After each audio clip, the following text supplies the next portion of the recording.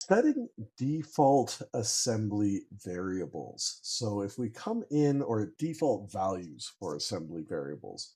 So if we come in and we take a look at an assembly in here now, we can come in and if I double click on this, we can see now that we can set default attributes for this assembly.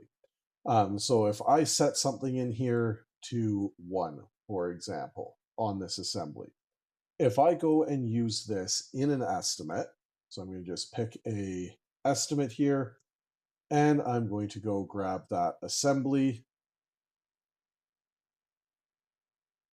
If I double click on it now, it is going to pre-populate that variable for me in here when I go to take this off, especially for the first time in an estimate process here. Now we can go through and we can set defaults for all of these.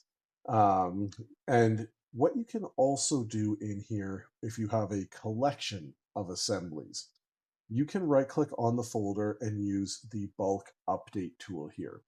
So when I click on bulk update, it's going to go through and find all of the variables by name that are used in my assemblies in that folder. And I could then put in a default value for whatever I may want in here. So if I wanted to update my default values for tail length, for example, I could plug in 10 there, and that's going to apply that to any time I go to take this off. My tail length will be pre-populated with 10 there. So this is how we can update in bulk and also individually default values for assembly takeoffs.